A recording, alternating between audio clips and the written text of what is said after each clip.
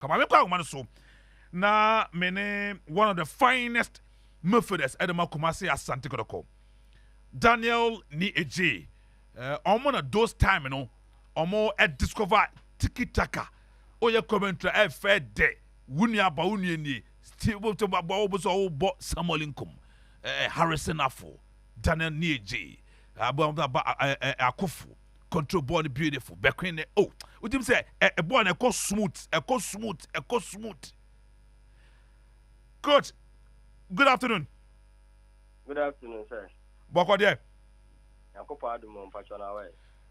That kind of hey. Your football, say baby, you kakra. But congratulations to you. Thank you so much. Say Ricky na yenya enkrata from GFE say ye kaka ye pe coaches a omadumo do betimi aboa e ma nkoda tete e wo mamu ball betimi akoyi a yentimi ensan ho. To congratulations kese part to you. Appointment a minute sent to you. It means a lot for Manu because like I said, I started and tried, but metimi ye jumane kakra ehunu the way mba no ball and so ACT and minya sa akwenya no de in fact me dan yakopon because appointment via me bon home pie and I say me sure that you so menya metimi aboa enchimi mane footballers and so ba so na be ye nyina na betimi akoso mo no football no so etimi ejina yi. That's very fine. And see, and then Ghana for expecting free or with under 19, and I feel a more players maybe so 8 year. Then I'm expecting for coach Nii Adjei. I'm saying Baba Buama, Bambon, etimi akoso. Enye easy man side media, but nyanzi ebenya butre 5.1 a church. Menya manka ka betimi abuama so. It's my technically good. And you know about the boy, and can say a buy and and easy there, but we are hoping that the better me work here. I'm almost going to or born. Right. Ni, that's a palm say, and ya no punda me for na ye boy about so far appointment about former club. Kumasi Asante Kotoko. Recently results and ya papa biatsa. Menka the last time ebia already Ghana Premier League table. Na ya ball league we ana ya guso ya ball league do a peak a certain level ya per champion. Na here Kotoko first 10 Kotoko enka ho Kotoko abo matches be enkron wotwe win just 3 points. Kotoko finding it very difficult say on betimi winning. Those results in air Kotoko entry form boni ade express mudin komo then am okay then ya mo then e betimi ayabo Asante Kotoko ansana me question wo ma ono yetimi akoso. Person that has to be easy, but I can't make me. I can't say, as a munya with Rema and team players. So maybe I call say, the young psychologists are my players, and near my question, I'm sure I have the because I want to say your confidence level of players, nothing, maybe I knew and I call from. And then the way our supporters and so the players in Yana was a kukudrona, maybe our supporters team, your babo, your base, and Okuja Park, and so betting me up performing. It means I be the Kakamit Makashom, so me and Yabutre and my boys, because the VIL corner, okay, hey, more, I have a conform. But Yabutre, I am one boys, no one to me by written number, baby, none the following season, no. It be a honor, no more the measures be by the bit me up my team na conquer. But for now, I wish thank our supporters in the Benya Butre. I'm a player, so I encourage you, I incite you, no team, no, embrace through than say, my team na conform because the mechanic players in the Benya could draw. Go on more tea or tea, hey, now I shall confidence in Naya. And also can hold them say be a name because pressure and air banner doors and the best supporters and in paying for the Benya psychology be my players not I want to me revive boys and I want to me embra back. Coach no and stop aside now. That's one idea no nonsense paying for a bit to me. I'm a whole kind. Me need that 2 minutes. No, your own opinion as ex-player. My own opinion, situation. Yes. For now, no. Because on started out, I make say boys in the psychologist. Now money mpanyimfo no nyina ntena ase na omo hu ne yɛbɛyɛ ama team no akɔso. Okay.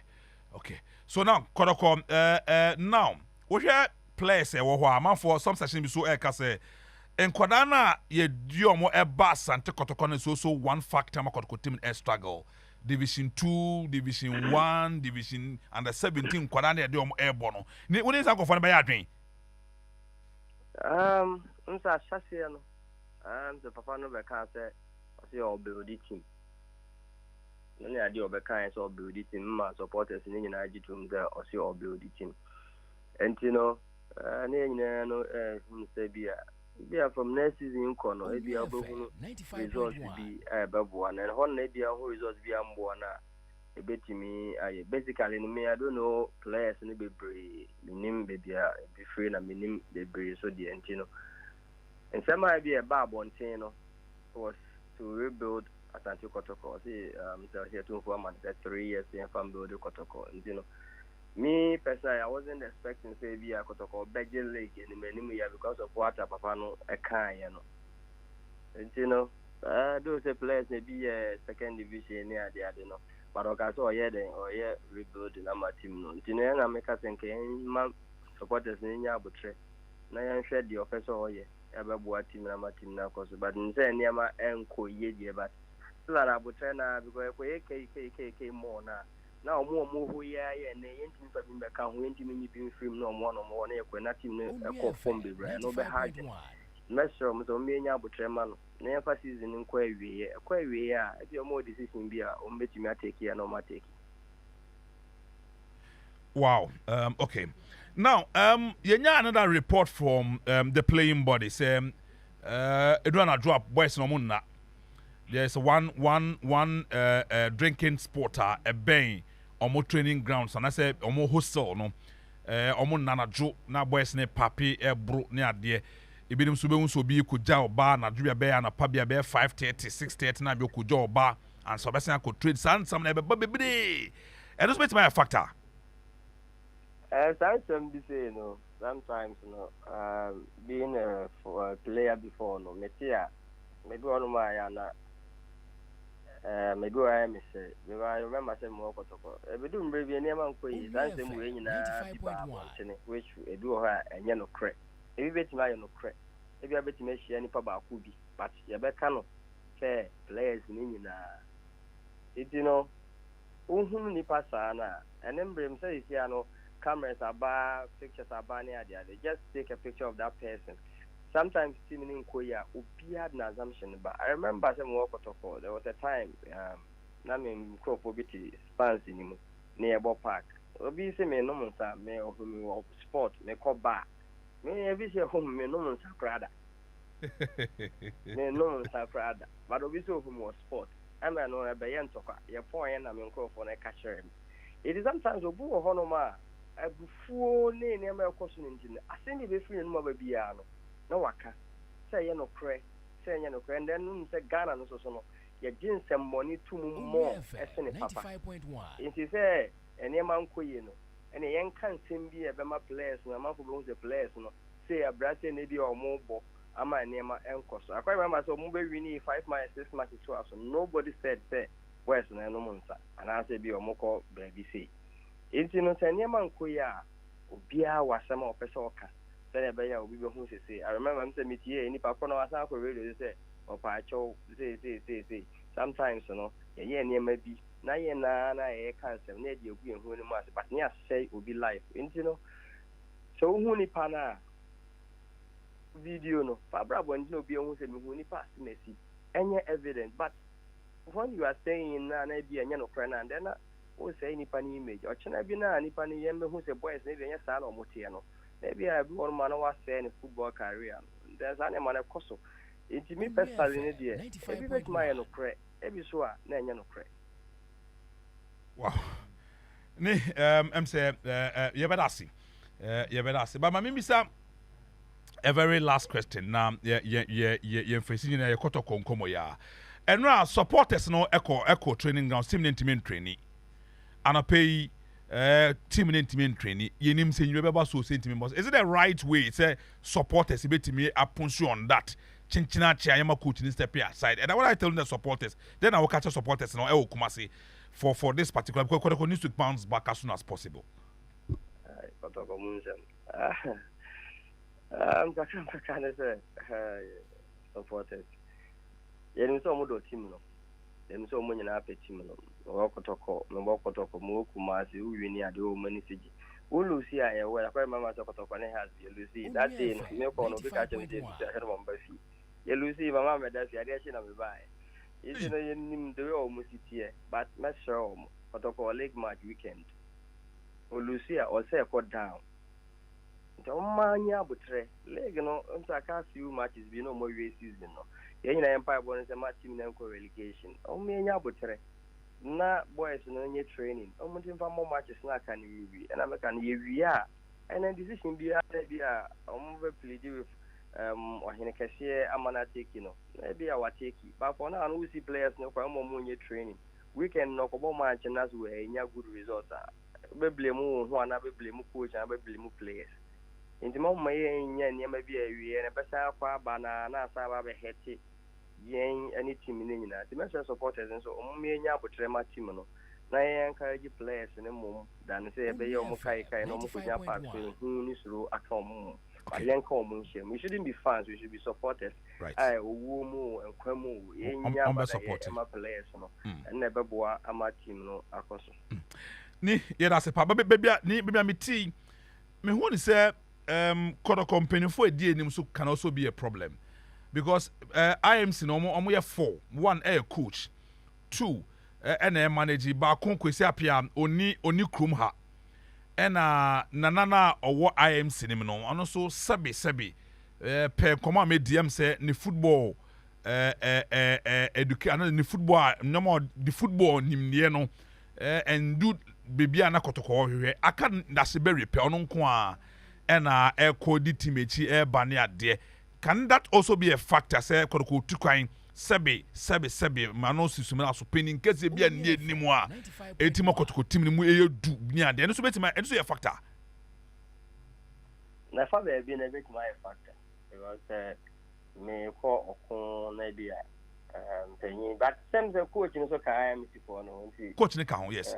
Nti ba no mo kwa coach no and administrator that's Yimano Dasiberi kwesi apia ni krom ha and afi nana no so esa or other duties wa wonim say ada roma or na bebre yente ano odi two team na etu kwan na say football there it should be a full time into that time na coach Dasiberi and these two people Asante Kotoko please yes mo me bet my factor pa be bi na no bet my factor na bi so na pa be no en free maybe an if before first on ever no maybe the any same say nya abotre na momo obia yen na fa yen to form and then they who baby have me free ever say playing body you say if that team say them say omunya de omoni to form I be ombu that's why I say senior psychologist be no any boys eating common ade ye hu bi ni suru bi wo mumu a e bia boys ne betimi aka e bia bibi koso e bro madwe ne omonti ase so na say bibi koso na so omo so mpa no so betimi aka kire nipa no so nkwa ba fa so no so betimi aboa omo amama koso nti no e be strength pen for so psychology say my boys no any playing body ni nyina no omo ni omo ndi nkomo so na betimi show omo crying apage omo spirit amana sabe na be say supporters so omo so nya abotre ma team na team no baby ayako no yakotwe nkranta ni ndia de kodi boys e jana team na akwa akọri owiwi a time dem bi na e be say akọfọ aba ade nya abotre that team no stay with Premier League and then the next season no that team no intimate to Niema yes in a better bet mama team no assign a page game. Is it the only solution now if it's about Kotoko than to get say benya psychologist ama Kotoko team? That's the only solution. Maybe Kotoko team they do. Because the gender makers and maybe at their coach is here no. Boys never home. You cannot bring any new boys ever home. Gentlemen sign new player be amba ene gentlemen fa obi aso emba ene enti no wo mo ho no nta meka se enye obi obetimi no makasa e bia de travel bi wo ho no ma bia boys no e fi obi asimi boys ya so nchomo bi obetimi ni sani pa ko no edi nkomo e be nam so ma bia niam e koso 1 or 2 bi no You want to call with mother and find with my catching penny for. I'm penny for so who if you are near my air cost so if you play, if you technical, say free him. And then from there, no, who quiet fast, but you know, you need to me inside, and then you assumptions, and I'm saying, 95.1. then they're playing players and you're paying team, and you're moving come on.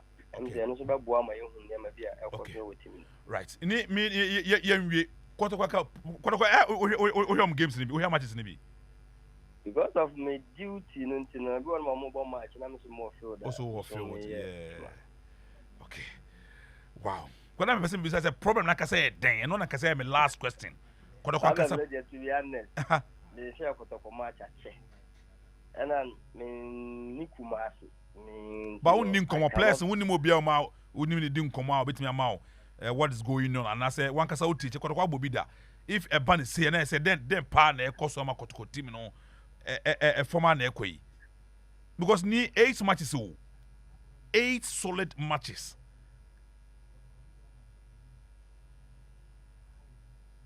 Hello, Nii. Onua FM 95.1. Hello. Wow. Yelusu Daniel Nii Adjei. Yen fan come on friends. Aboama ye din come be on this particular issue. Onua 95.1 FM. 95.1 FM. Yeah,